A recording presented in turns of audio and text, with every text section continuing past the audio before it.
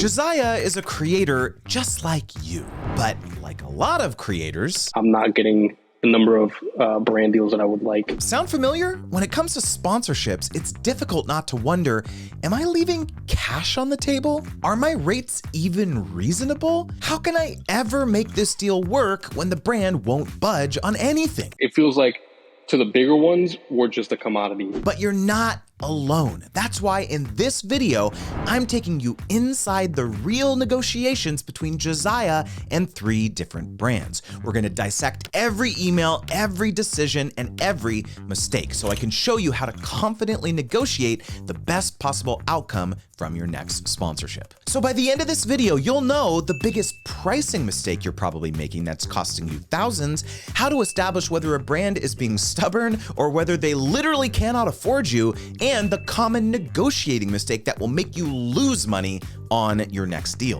The vast majority of brands, the sweet spot for them is like, So my name is Josiah and my social media handles are at Josiah Eats. I do a lot of food content specifically in South Florida. The reason I'm doing the call is trying to figure out why I'm not getting the number of brand deals that I would like in the last year or so. okay, to dig into that a little bit more, where have you seen success in the past? Different types of brands or different types of deliverables, or like where have you been seeing success to date?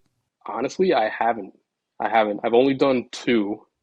One was with Pizza Hut back in October 2021, and then I did one with a local mall back in, I think, April of 2021.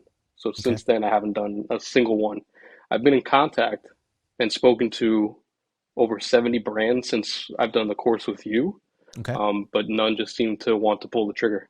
Do you have any like suspicions or thoughts on why that is, or are you hearing like common reasons or responses every time of like why people are saying no or not wanting to move forward? So if I do get an answer and I don't get ghosted, it's usually it's out of their budget, or I'm thinking also from what I can control, maybe I'm just not selling it as well as I should be, because I'm the only common denominator against these 70 plus brands that I've talked to in the last 10 months. That's why I brought up in the community too, asking the question about the calculator, and like if people are having the same issue or having the number, they're getting the same kind of numbers from the calculator. And if anybody's actually agreed to those numbers, because even I look at them, like for Instagram, I'll have average views and I'll put it in, it'll be around 100,000. It'll tell me I could charge 15,000 per video. And I see that and I think that's nuts. So I even go lower. I'll go to like 10 and I'll try to keep it around 10,000 because nobody has said yes to it. So that's what I'm thinking about currently. Got it. Okay. So, the brands that you are, these 70 brands that you've been in contact with, were these all like inbound coming into you, or were there some that you pitched, or a combination of the both? Both. It's been both. They range from giant global brands like Royal Caribbean to really small up and coming brands that do more niche stuff. Got it. So, have you found certain brands to be more receptive to others, like the ones that are coming inbound are just more like interested in like having a dialogue versus the ones that you're pitching, or is it not the case? Is there no like common thread? Like more receptive to maybe more creative input and me kind of taking the lead on things. Is that what you mean? Or are brands more so like I guess because one common thing that I have heard from some influencers is that, brands who are coming to them inbound with a, inquiry about a partnership are, if the campaign is already kind of fully baked, they're just less willing to negotiate. Basically, it's like take it or leave it kind of idea, right? Versus if you are the one actually, proactively pitching, that perhaps the brand might be more receptive. That's really what I mean. right. And that tends to be the bigger ones, that kind of have a campaign in mind, and it seems like they're just run through as many as they can and find the ones that they can get for the cheapest. At least that's what it feels like. It feels like to the bigger ones, we're just a commodity. I don't know how many actually feel that way. And they're definitely stricter with what you can do and say and what they want in the video or from the video. They're more sticklers about what they want exactly. They're not really open to like something outside of the box. Like have you seen that guy on TikTok? I think his name is JT Barnett. Have you seen him? Yeah, I have. Yeah. Mm-hmm. And he's like, he has an agency where he's trying to get like spokespeople or influencers / creators to be like spokespersons for brands. and Mm-hmm. doing the videos for them and stuff like that. And I thought that was a great idea. And I know you mentioned in your course about like content repurposing and making content for brands who maybe not on TikTok or not figuring out video yet or not getting the level of engagement that they want. Nobody has been into that idea that I've pitched Mm-hmm. so far. Mm-hmm. But then I've seen some other ones that have done it. Like, for example, I just noticed Uber Eats on TikTok. They're getting some people to do like videos about different spots to eat in different parts of the country, whether it's Mm-hmm. Chicago, New York, LA. So they seem to be taking notice of that and doing more UGC stuff like that. But for the most part, nobody's really into that. They like want to do the campaigns. They just want to raise awareness, and they stick to that, and they try to get the lowest or the cheapest creator that they can. Yeah, got you. Well, do you want to dig into some of the emails that you sent over? Because I think we'll be able to pull out perhaps some insights and ways we may be able to improve the whole situation. Maybe if we kind of dig into some of these, what do you think? Sure. Walk me through what happened in this scenario during this negotiation. I know there's kind of like a lot of back and forth in the thread here, but give us a little bit of context. Yeah, so I actually worked with them in the past when they first opened nearby me. They're a small Jamaican food vendor in the mall that I actually worked with about 2 years ago. And I just went over there to shoot some stuff because I had it one time. I love the food. And it seems like they want to start doing more influencer marketing or content or whatever it may be. So they sent me an email because we worked together in the past, and I like the guys there, I like their food there, I like what they're doing. Side note, do you know if this brand has multiple locations or is it just the one? They were opening one, I think, this month or the next, but before this conversation even happened, they only had one location. So we're talking about a really small business right now, right? pretty much. Yeah, really small business. So that's just something to keep in mind for sure. You say, and you responded, hey, thanks for reaching out. When you say paid partnership, are the meals, merch, cards in addition to payment, or is that the form of payment? Good to clarify, right? Because some brands be like, oh, you free meal coupon, that's going to be the payment, right? And so you actually clarify that, which is positive. And you responded immediately, oh yeah, sounds good. Payment in addition to perks. Let's jump on a call. Love that. Walk me through how the call went. It was good. They pretty much said that they were open to whatever creative ideas I had or what I wanted to do. They knew what they wanted to focus on exactly, but outside of that, it was pretty much open for me to kind of make it up and present their idea. I don't think we talked numbers on the phone. They were still gonna sort it out. Mm-hmm. So then I just made sure to figure out like if they wanted to use they wanted user rights, if they wanted whitelisting, which she said on the phone they did. Okay. They wanted to have that. But it was pretty straightforward. It wasn't a very long call, maybe 15 minutes. So there wasn't really a conversation on the phone about budget, or you did ask or you didn't? I did, but they said they weren't entirely sure yet. They would get back to me on it if I remember right. Okay. So do you remember exactly how you asked them about the budget, or you just said, how much are you thinking to allocate, or like, do you remember exactly what you said? I don't remember. No. Okay. So one potential teaching moment here, because I'm looking at the next email in this thread, and you basically came out with the packages. You gave them, okay, here's the different packages we can do. So one thing that I have found to be very helpful over the years, when you're trying to get some sort of directional sense of like what a brand's budget is, especially a pretty small company that has one location basically, is to say the following, basically verbatim. Hey, all this information was super helpful. Thank you, for all the context about what you're trying to accomplish on this campaign. Typically, what I like to do is I'm going to go back. I'm going to put together a couple ideas of how we can collaborate, and I'm going to give you several different packages at a couple different levels. Do you have a sense of what those, let's say, 3 levels would look like from a budget feasibility perspective? So it sounds the same as saying, what's your budget? But asking them to give you a range of 5, 10, 15K or 1, 2, 3K or whatever it is, allows them to feel as though they have an out. right? So if they say to you, oh, 5K is the budget, well, of course you're going to come back at a budget of 5K, right? But if they say to you, okay, it's going to be 5, 10, 15K, you're not necessarily limited to only just that. You can still put packages higher than that, but it gives you some directional sense of like where you should be coming in at. Because if I look at the packages that you provided in this next email here, which was basically 10, 45, 55K, I can basically guarantee you that a single location restaurant would have absolute sticker shock at a 55K package. Like there is a level at where it feels just like totally like, what the heck, this is crazy to the brand. Right. And so that's what you want to avoid. You do want to be aggressive for sure, but you don't want to go to a point where they feel they're insulted. I'm not saying they were insulted, but it's possible when again, I'm just going with the context here of single location. Their entire marketing budget for 6 months is probably 55K. Right. And so I think that, yes, you want to illustrate your value and your worth and all this stuff too.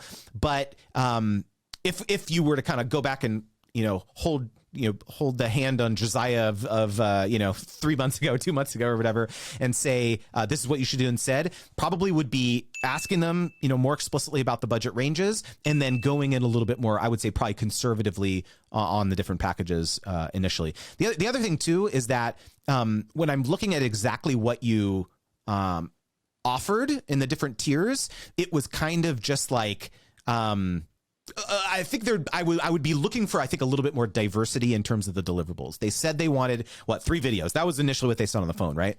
Yeah, and they said their focus was Instagram and TikTok, which is why I put those 3, because I have in the past put packages for other things that they didn't mention more important to them, and they just they clarified that they didn't care for that. Got it. So other brands. What I mean by in terms of diversity of deliverables is that I would actually have preferred to see package 1 be like 1 video, 1 TikTok, 1, Instagram reel, let's say. So you're actually giving them less than they were asking for. Maybe package 2 is going to be 2 videos. Package 3 is going to be the 3 videos, right? Package 4 is going to be, a TikTok, 3 TikToks cross-posted to reels, right? And so the reason that I think this strategy would have been effective for this particular sponsor is because of the fact that they're so new. They have 1 location. I keep going to this whole idea of like they're, they probably don't have a very robust budget. And so what that allows you to do is come down on your rate to some of these lower packages with less deliverables, if they come back to you and say, oh, wow, we can't do package 4, we can't do package 3, which is, whatever that price would be. But yeah, let's actually explore just doing 1, because right now the way it is for you now is that they came back to you, it seems like, right? And the next thing they said to you is, oh, would you be willing to meet us closer to the 5K mark? So, okay, now we have the information. Basically their budget is half of your package 1, right? But, your only leverage here now is either come down on your rate completely for 50% and do the same amount of deliverables that you were offering in package 1, which is not something you want to do, right? You don't want to just come down on your rate for no reason. Right. And the only thing that you could be able to do is modify package 1 to give them less deliverables, right? The next thing you come back and say, hey, I hear you. I want to make this work. Can we, reduce this to, let's just say 3 videos for 8,500. So, I think exploring, in my mind, at this juncture in the negotiation, probably in my mind, what I would have been looking to do would have been exploring like, hey, would you be interested in doing less deliverables? That's number 1, a question for them, right? And then number 2, thinking about if there is a creative way in which you can get more assets out of 1 piece of content. There's a couple different angles, thematic angles that you could go, maybe one of the assets is going to be it's all about the food, almost like a tasting menu type thing, right? That's one of them. Another angle is like, okay, this new place just opened up at this local mall, it's awesome, so it's more of kind of like a day in the life vlog style type reel or video about the food, right? And so what I'm saying is that perhaps, let's say for the menu video type idea, you could actually maybe get 3 assets out of that content, right? So you film a bunch of their dishes, you get a bunch of close-ups, maybe 20 dishes or whatever, and then the asset that you post maybe only has 10 of them, but then you give them 2 additional assets that they can use for paid media that you actually don't post. So the work is maybe a little bit less, it's not requiring you to create a whole new asset basically, but it's kind of accomplishing what they initially were hoping to do. Does that make sense? Got it. Totally does. So yeah, please go ahead. No, this kind of reminds me of the initial question of if I've noticed any themes with brands, and that you've heard some things from creators, or a common theme is that once they know what they want, they just want to read for that, and that's it. I have seen that too, but because this was, and they told me their focus was Instagram and TikTok, and they wanted the 3 videos over the 3 months, and they seemed like pretty sure about that. They weren't like, oh, maybe we'll do one or this, that, and the other thing. Like they seemed pretty sure. 2 comments to that. Number 1, yes, there are 100% brands who are dead set and all they care about, and as much as you try and like change their mind, they're just not going to they're not going to like change their mind. And it's frustrating. Yeah. I totally acknowledge that. And it's really annoying. However, I also probably on that call with them that you initially had would have probed deeper about the quantity question of like, what is it about those 3? Like, why is it 3 videos? Why is that the most important thing? They could come back to you and say, oh, well, internally we've decided that we need to be, reposting, posting something on our Instagram, either sourced internally or sourced by a partner that we hire. We need to be posting something on our brands, our restaurants, Instagram once every other day or something. I don't know. Maybe they come back to you with that. If you ask that question, they may tell you something that you would have never known, right? And you said, oh, the reason that it's so critical you have 3 is because of that, is because you like want to have content to post on your Instagram. Oh, that's interesting. And then maybe you can come up with another creative solution to that challenge, right? And so it's perhaps the deliverable constraint is because of some sort of internal goal or milestone or something that they've created that you just don't have any idea about. And so they have decided that hiring influencers maybe they're going to hire 10 influencers. Like, for example, let's say we're going to hire 10 influencers. They're all going to make 3 pieces of content, and then we'll have a piece of content to post every day. 30 days. like that's what we're going to do. And so that might have been their strategy. That might have been their logic. And so you come into them and be like, hey, I can actually make 10 for you. You don't have to hire, these 7 other people or whatever it is. So it's just like, I guess the advice here is that you're right. There are some brands that are very resistive to that, but rather than just kind of walking away or conceding or saying no, it's like, don't be afraid to ask more probing questions about why that's the case. In a situation like this, where you actually had a phone call, you had a direct conversation with the brand manager, it seems like, it's easier to have those conversations here than it is for like trying to negotiate with like a platform, like, the brand deal platforms or whatever. That is even a different taller order, because that one is like a lot more difficult. So I guess kind of the takeaway as I, kind of read through the thread here is that, number 1, I still think this is salvageable. Like, have you gone back to them since the last conversation, it seems like, was early March? No, I haven't. And I thought about it because now that you said about probing a little deeper and seeing why they want the things that they want, specifically 3 videos for this platform or 3 videos for that platform, and then you find out maybe they're just trying to get content to repurpose or just have more content flowing on their channels. It makes it easier to pivot to, oh, actually, if you want this, I can do this for you, and it'll be this rate, it'll fit your budget better, blah, blah, blah, and going that way, which makes sense. And I thought about reaching back out to them to maybe see if they just wanted some UGC. Yeah, 100%. And I think the other, the other really important point here is, like, regardless of calculators that you use and what all those numbers say and all that stuff too, there's this really important, I think, philosophy about your overall sponsorship strategy, is that rather than getting fixated on like, okay, I have to charge this certain amount of rate for every post that I do or whatever, like this is what the calculators are saying, like this is what I should charge. My philosophy has always been about sponsorships is that I am going to work with a lot of brands in any given month and any year, and they're all going to be paying me differently, right? This person may pay me 1,000 and this person may pay me 10,000.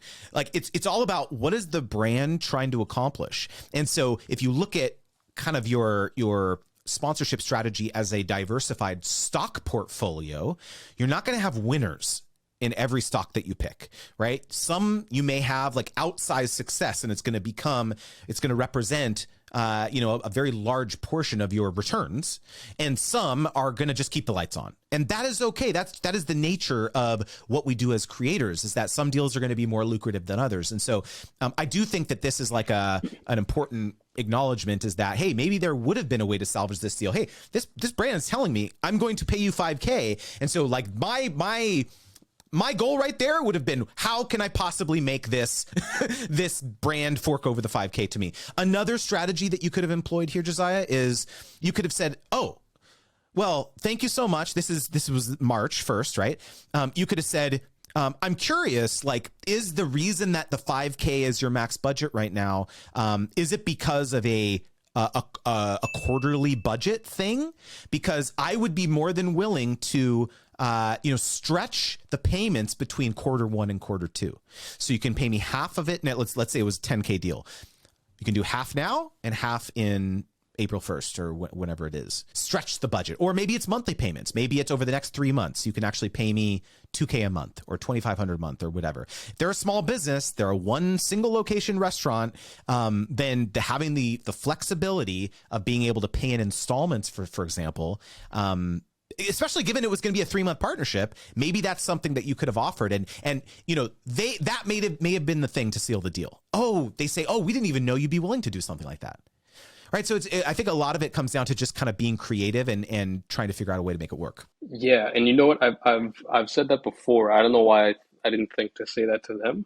I remember using that before. I think maybe you even said that in the course, and I was like, oh, that's a good one. I have used that in the past. I should have done it here, but I didn't, clearly. Yeah. I think it's okay. I mean, I think it's just a matter of like you've got the playbook. You know all the levers that you have, right? It's number of deliverables, it's duration of usage rights, it's usage rights, yes, no, exclusivity, yes, no, it's flexibility about deliveries, it's about stretching the budget. It's like there's all these levers that you have, and so it's a matter of just like looking at the situation and being like, okay, what is the thing that I can pivot to right here to really try to understand what they're trying to accomplish, so that I can offer them something that they'll say yes to, Yeah, for sure. So if I wanted to go back to them, how would I do that? What would you think? One angle potentially could be you go back to this person and you say to them, hey, I was taking a look at your Instagram recently, and was just thinking about our conversation, and I had a few ideas of some unique content angles that we could potentially collaborate on to help move the needle for your brand, or get more foot traffic in the doors, or get et cetera, right? Like that probably would be my pivot. That would be my angle to, you come and you tell them how important having regular reels is, and different ways in which to tell the brand story. I would honestly probably try and get them on another call. Hey, do you have time for a call this week? Like, I want to learn more about, if you did proceed with that campaign that we were talking about a month ago, how's it going? Let me know how it's going. We'd be really curious. You never know. Maybe an influencer that they ended up contracting instead of you fell off and they didn't work out. And it just takes you reaching out and being like, hey, I'm still interested in collaborating. For them to be like, oh, thank you so much that you reached out, because we actually need your help. Right. You just never know. So I was going to bring up this made me think of another question that I was going to ask later on, but when it comes to like pitching UGC or creating content for them to post, and it wouldn't be on my channels, if they already have like a social media manager that like that's their job to do, is to come up with ideas and create videos and content for their platforms, how do you pitch that? Because it almost seems like you're trying to take somebody's job away from them. Like, especially if you're talking directly to that manager or their boss, it's like, if we're already paying somebody to do it, are we like, how does that work? How does that dynamic work? Do you know what I'm saying? Yeah, totally. So your number one job in that scenario is making that person feel as though you're going to make their life easier, not that you're going to take their job. So you basically ask the question, how are you sourcing content? They'll say something like, oh, I'm making them in Canva, or, oh, I'm the one responsible for liaising with the photographer, or I'm the one, I have like these 50 creators that I'm responsible for, organizing, or I don't know, they're going to tell you something, right, about how they source content. And so your job is to just basically illustrate to them, like, I'm going to make your life easier. I'm not going to take your job. You're the one doing that. You're curating it, all this stuff. I'm not trying to like step on your toes or whatever. There are going to be some social media managers who feel threatened. There's nothing you can do about that, but your job is as best possible to illustrate that, like, hey, I just want to help you. I'm not like trying to take your job. It's like, I'm trying to make your life easier, help you achieve your own brand objectives. The other thing too is that people are busy, dude. People are super busy. They're doing lots of other things. They're doing community engagement, probably. That social media manager is probably the one in the DMs responding to like an angry customer who got a lukewarm burrito or something, right? Right? It's like they're doing lots of things, right? And so you come into them and be like, hey, I can like help you get content for the next 3 weeks. They're going to be like, oh, yes, please. So, but I don't know. It just depends, like, what their pain points are, and it's up to you to uncover those. Well, I mean, and I agree. I've seen their Instagram. It's a lot of like just photos and kind of like Photoshop stuff against their colors, their brand colors and stuff, which doesn't do anything. But it's like, you also, you're right. You want to make it seem like you're trying to help them and not necessarily put them down or that you're trying to take their job from them. Another real quick, like, thing to uncover here around this specific type of situation. What is their chief objective? Probably it's driving more foot traffic into our 1 or 2 locations so that we can make sales. They told me on the phone Go ahead. specifically, just so for the situation, that it was awareness. They wanted to increase visibility and awareness. Yeah. Interesting. Well, it'd be interesting to go back to them and say, hey, how did that go? Because oftentimes when brands say, oh, awareness, like that's what we care about, they think that that's going to translate into conversions. They think that that's going to translate. They think it's going to be like, oh, we're going to have all these people coming in and more customers and all that stuff too. And then when you go back to them and ask them, hey, how'd it go? And they say, well, it didn't work out as we expected. That sometimes they need to get burned a little bit and realize that there is a difference between a brand awareness campaign and a conversion focused campaign. Imagine if you said to them, hey, I'm going to make you 4 assets. Do you have any promotions coming up? Do you have Taco Tuesday nights, or do you have, I don't know, I'm just making stuff up, but like, do you have promotions or trivia night or something? I'm going to make you some content that you can use, you can repurpose, you can run paid ads with, targeted to the next, the 25 miles around the location. Hey, come on in. We got this XYZ thing. That is a conversion focused campaign. That's conversion focused content, right? And so it's just like, sometimes they need to get burned a little bit to realize like, oh, okay, maybe Josiah was right. We need to construct this content in a little bit different, a different way, depending on the goal. For sure. Okay.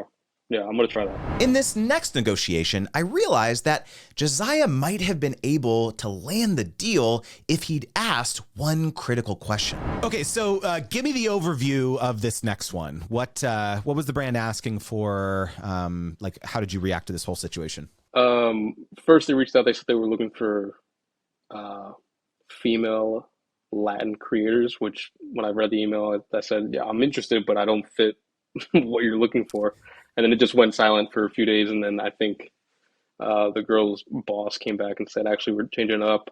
We think you'd be a good fit. And then I got on the phone with them too. And they were looking for 8 Instagram Reels, 8 TikTok videos. And it was going to be spread out over the course of like, I think 8 months or something like that. And it was going to support this other creator that they've been working with and doing stuff throughout the year. So we spoke on the phone, talk about that. They were open to ideas too. Like if I had an idea, they were like, yeah, the floor is yours. Like come up with whatever you want. We're just looking for these specific goals and ideas in mind. And that was pretty much it. And then I sent them my rates and followed up. And again, it was just out of budget. But now when I look back at it too, even before our conversation today, like I know what I could have done differently in terms of the packages and the pricing. Let's hear it. What do you think right away you would do differently next time? Well, first off, I didn't know until you answered that one question in the community tab that if they want the same video, but it's going to be on Instagram and then let's say TikTok, that you would charge about like half for that second platform if it's going to be the same video.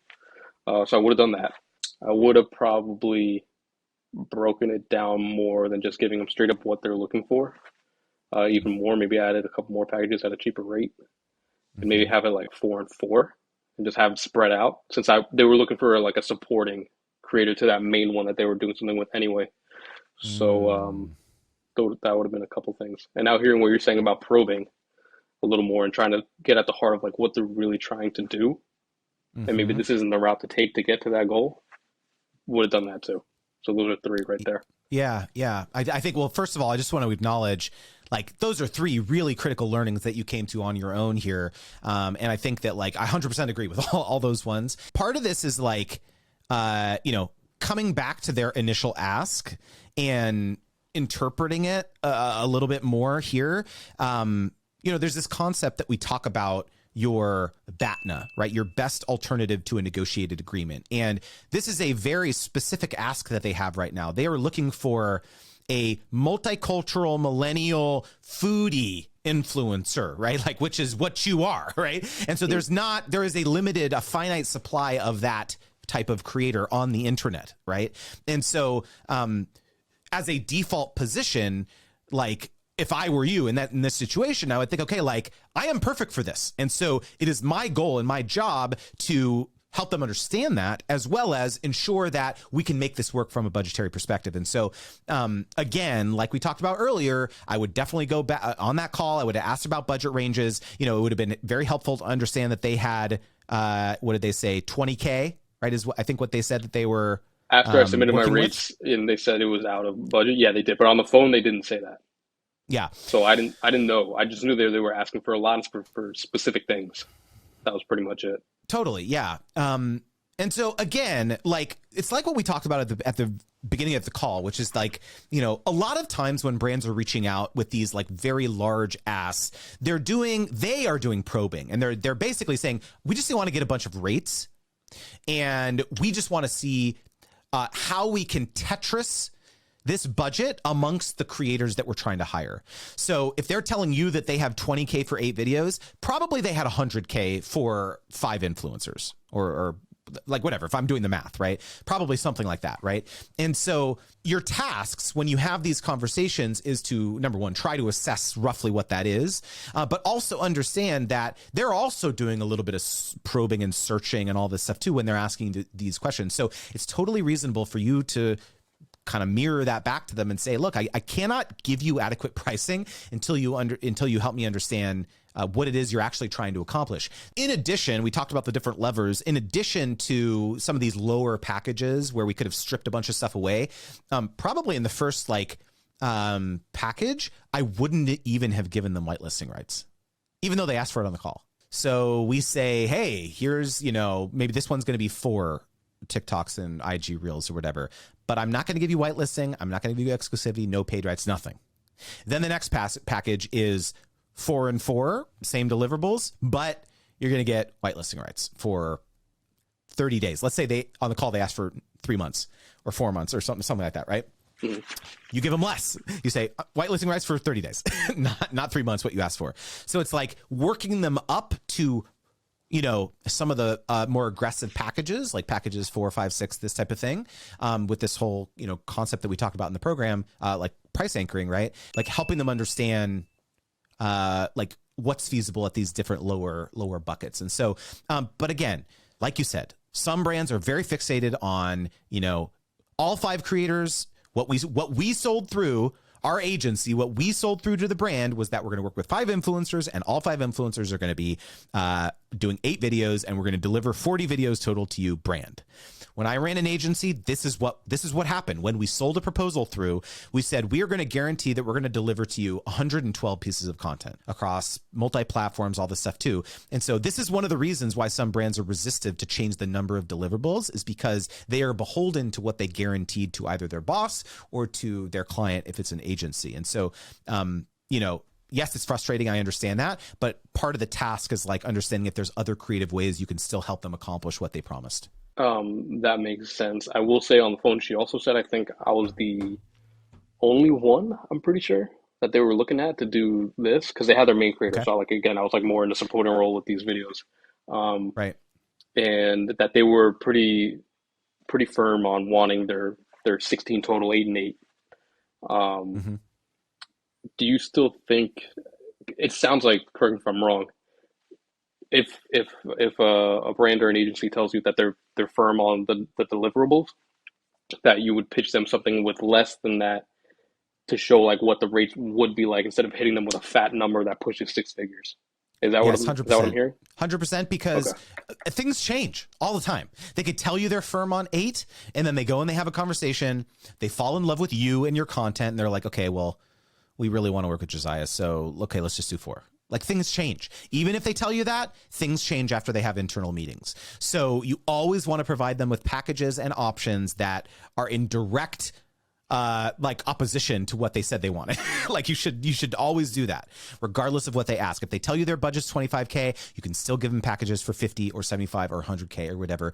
Just for edification, you can say, hey, if it's helpful, I took the liberty of giving you an extra 3 packages. Like it's fine, right? But you do want to provide, again, going back to this whole idea of like, it's about this diversified stock portfolio. Like you would, I'm sure, be just as thrilled knowing that it was 20K. If you could have gotten this deal for 20K, yeah, maybe it's less videos, maybe it's 4 videos, whatever it is, whatever you're comfortable agreeing to at that rate. But like, you want to give yourself an out rather than having to be like, okay, sure, I'll come down on my rate by 80% to make this work. You don't want to be in that situation because that's like establishing a really terrible price precedent. So you want to be able to give yourself an out in these different packages, you know, so that you can agree to it with while you're still saving face and not eroding your own pricing power, right? Yes. And did you see the follow-up email I sent with new packages that were closer to their budget?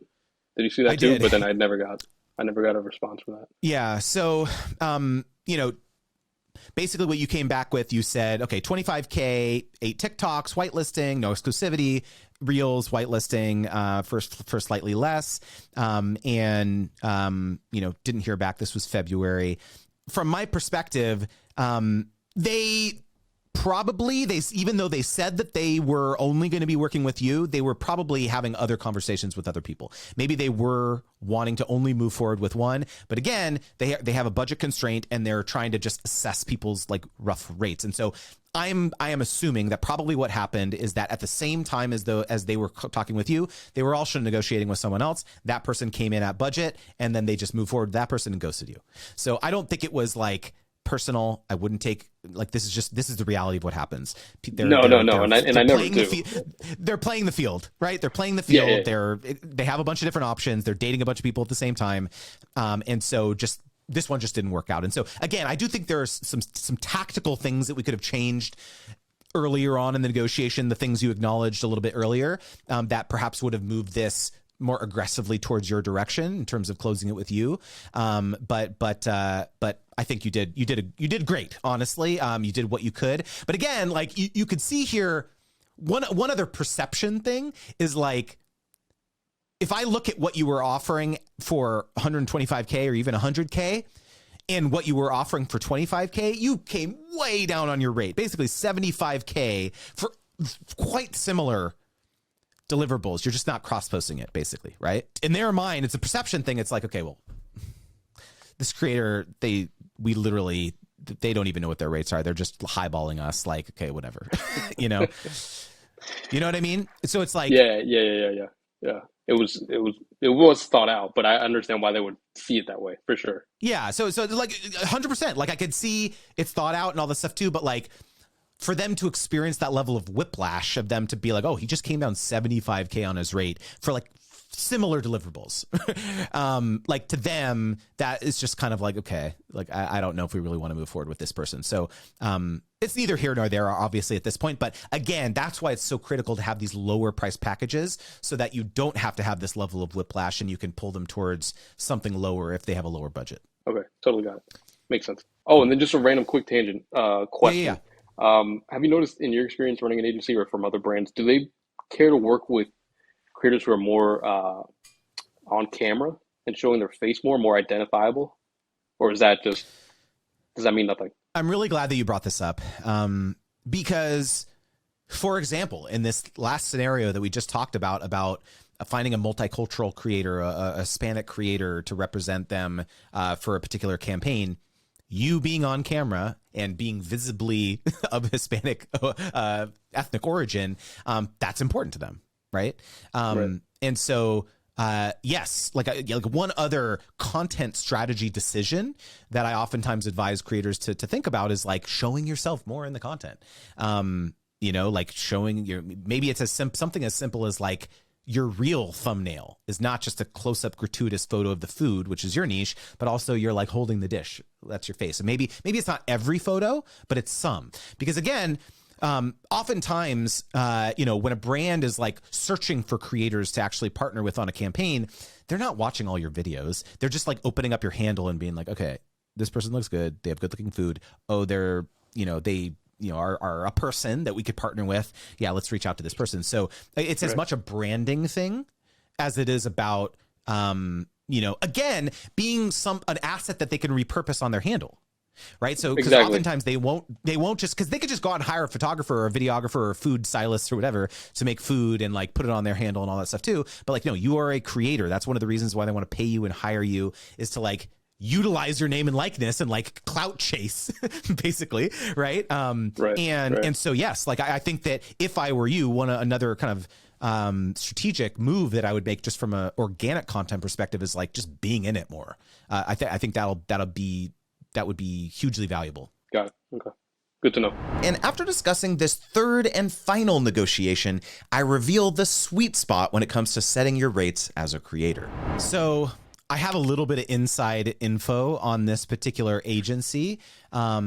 Because, and in fact, you have access to this since you're an alumni of Brand Deal Wizard, but I actually interviewed one of the VPs of this agency, and so you should go back and watch that interview because we actually talked about this very specific situation, not this brand, but just generally why it's difficult sometimes to negotiate with certain agencies on different deliverables. And so it's very similar to this thing we just discussed around that what they're selling through to the brand because they're an agency, it's very much this volume play. It's like, we're going to work with 50 creators. We're going to do 50 TikTok videos. That's just what it is. And we don't, we have this certain budget that we're allocating.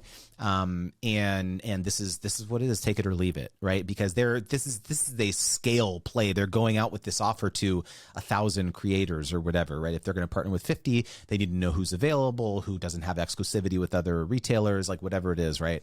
And so I have found with this particular agency, as well as other agencies, like who are just very much kind of cut and dry in terms of take it or leave it type thing, that, if you're not satisfied with this rate that they're paying you, move on. It's okay.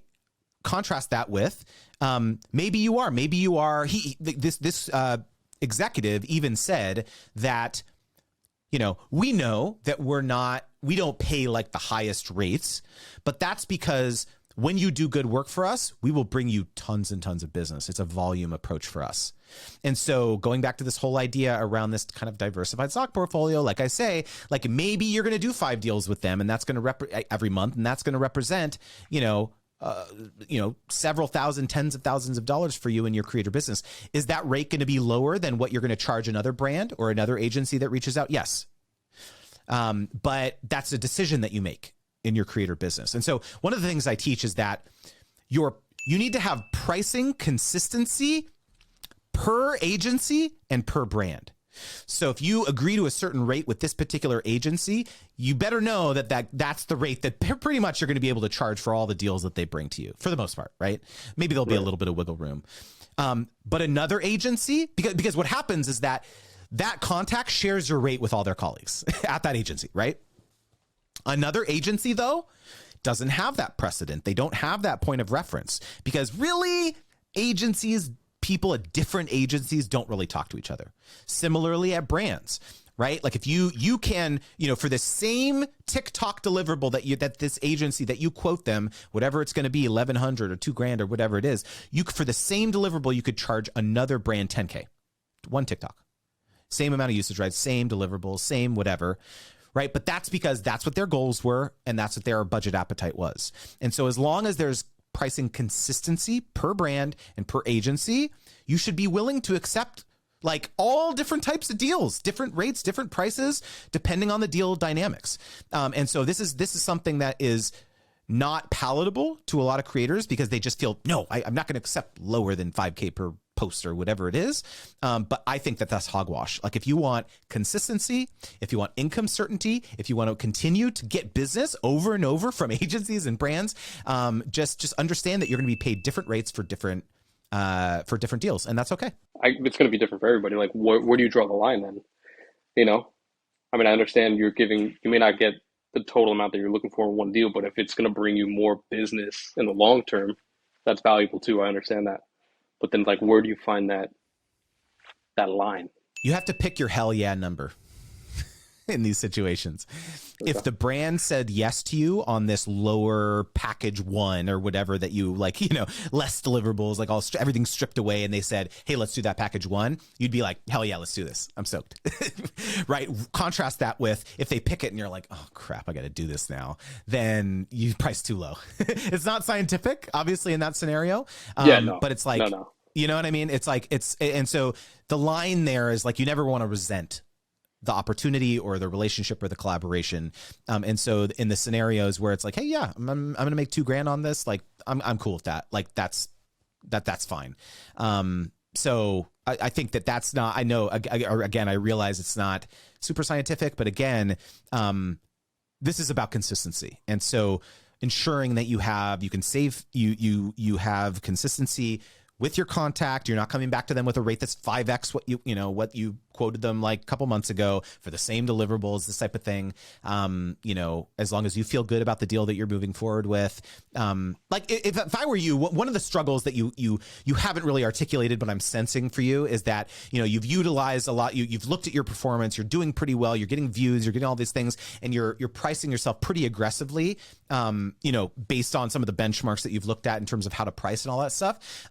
And it just feels like it's like really high, and basically no one is saying yes to that. And so basically is what I want you to hear is that I am giving you permission that it's okay to be more conservative with some of these packages that you're coming out with, to try to figure out what is the sweet spot for your niche, for your platform, for the types of stuff that you're offering.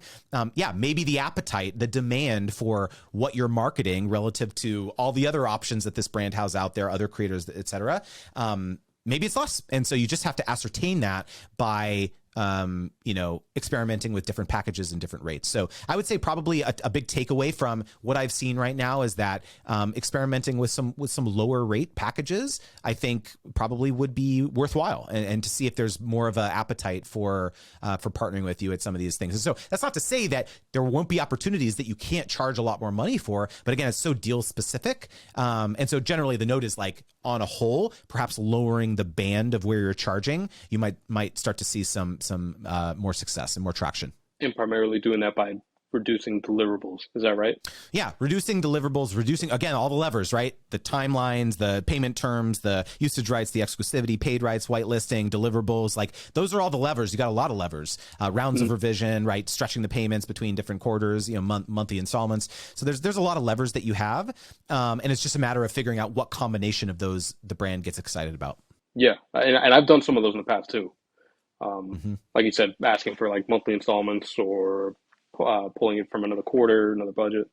So I'm aware of those levers too. One other just quick insight here is that, for example, that local restaurant that we initially talked about, saying, you quoting them, tens of thousands of dollars for the deliverables, like in their mind, I do this a lot, is like put the hat on of the business owner, right? And if they were thinking that like, we want to run ads with this content, their calculus of like their options is like, okay, are we going to hire Josiah, or are we going to go out and hire a photographer or a videographer or a food stylist? The food stylist is going to be $2,500. We're going to own the rights in perpetuity. We can run the ads for as long as we want. Like that. And that is like a major reason that even though they say they want brand awareness, we still want the content. Like that's still important to us, even though they're not saying that, right? They could in their head be like doing this math and doing this like decision making that you don't know about, and they're just being like, there's no way I'm going to pay Josiah $55K to like get these assets and like do these things. And so again, I think a lot of insights can be found just kind of like taking your creator hat off, completely forgetting about the fact that you're getting 50,000 views per reel or 100,000 views per reel or whatever. Like, imagine that doesn't matter to the brand at all. Like, if it was my business, if I was a business owner and a creator came to me and said, you have to pay me $55,000 or $125,000 or whatever to do this, like as a business owner, that has to make sense. I have to know what is the return I'm getting from that, whether it's an agency, whether it's a big brand, whether it's a small brand, whatever. Oftentimes that can like be a helpful thought exercise, I think. Yeah. I totally understand. I had another question I was just going to ask about that. Oh, so if you're pitching like content repurposing, like just UGC, like they're just not gonna be posted on mine. It's for them. Mhm. Uh, Anytime I've done that, I've pitched it as like it's just a video, and it could be used across like however many channels you're on that has short form vertical video. Mhm. That's the right way to go, right? Like you're selling the video, and however they want to use it, they can use it. It's not like you're selling it per platform, correct? Yeah, I mean, but I would probably be more prescriptive about the strategy, though. I wouldn't just say, "Oh, use it however you want." For someone that needs content, they probably don't know what they're doing. So I would probably be more prescriptive about like how you would advise them to use it. You could say, here, I'm going to give you a cut. I'm going to give you a wide cut. I'm going to give you a portrait cut. I think you should be running ads with this, on Instagram stories or TikTok or whatever. I think you should do X, Y, Z. So it might be more of a strategy, content strategy proposal that you give to them. Maybe you're doing more than just delivering content. So I'm not so sure that I would just offer it in a vacuum. I think maybe there might, tying a bow around it of like other contextualize it basically of like, here's how I think you should use it on this platform. You should do here. Oh, I noticed you're not on this platform or whatever. Or you're not running ads. Like you should probably be doing that. Here, I can deliver content for you to help you do that. Right. So I think there's probably just another step you need to take to make it actionable for them. For sure. I should have added more context to that. Mhm. Like why they should do this idea for videos or like video series and what it can do for Mhm. them, and then even running paid ads. Yeah, that for sure. But I was just talking about that one specific part of like not breaking it down to, oh, if you want to use it here, here, and here, it's going to be this. But if you only want to use it here, it's Yeah, this, no, right? they're going to own it. They're going to Yeah, own it. right, Like right. for you either gate it, or you limit the usage for a certain duration, which is sometimes tough for UGC because they'll just say, well, why are we going to do that? We need to own it perpetually. Yeah, yeah, yeah, yeah. But yeah, you should always lead with like, hey, you can use it for 3 months or 12 months or whatever. But yeah, any platform you want to use it on the website, they basically will get non-exclusive rights to repurpose it across all those different platforms. And so, yeah, you wouldn't need to really be prescriptive there because that Unless won't really unless make they want sense to to, them. yeah, unless they want to use What's it up? for paid ads. Is that when you would kind of gate Yeah, I mean, I if it's would. 3, 6, 9 Yeah, for sure. I mean, or you should no? be limiting the fun. There definitely are brands that won't entertain this at all. They'll say, hey, if you're going to make content for us, it's like work for hire. We get the rights to it. Like we can do whatever we want to with it. Putting it on social, putting it on paid rights. Like, what are you trying to limit this for us? There's definitely brands who are going to say that actually. But there Uh, are going to be some brands that are going to be like, okay, fine, like fine, 3 months paid rights. Again, it's the brands that don't really have a lot of experience with this. Those are the ones who are going to be more amenable to limiting the rights and the fact that you can do organic versus paid or whatever. It's just a conversation. what's more the norm? It seems like just in my head that they just like they want to own it and do what they want with it. That's it, That's more the norm, 100%. Like, because right? that's Okay. what they're used to. Hiring photographers, hiring videographers, getting the owning, buying out the ownership rights of that for commercial usage, all that stuff too. So that's what they're used to. So Right. you coming in and Got it. pitching anything other than that, if they have experience doing that, is going to be not the norm. Got it. Okay. Cool. What would you say if there was like some high level takeaways from the overall conversation? What would that be for you?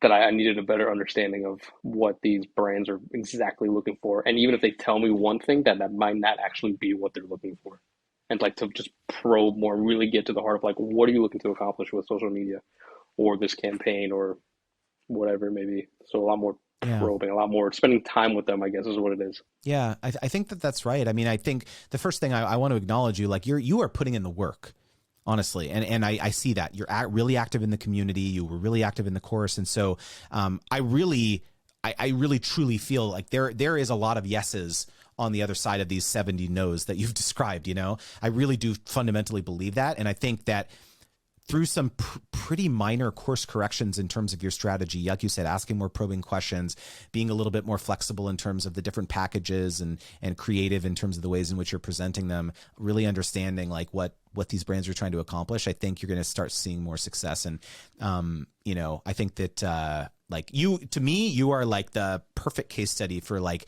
the determination that you need to have as a creator who, wants to stand out, amongst their peers and really show value to brands when you work with them.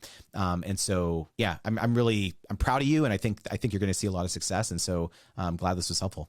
Yeah, thanks. And I again, it wasn't because like I have a super inflated sense of worth with this stuff. Like I at the end of the day, I know what I'm doing is not saving the world by any means, but I'm also not worried to walk away either. But I don't think I found that middle yet, clearly, since it hasn't worked out Yeah. as well as I hoped. Absolutely. And I think that that's a really, actually a very important realization that you just have, which is that you just haven't found the middle yet. That to me, that's what it sounds like. That's what I'm saying is like shifting the band down a little bit more in terms of some of the packages and all that stuff. You're going to start finding the middle. And so I think that like, here's the thing.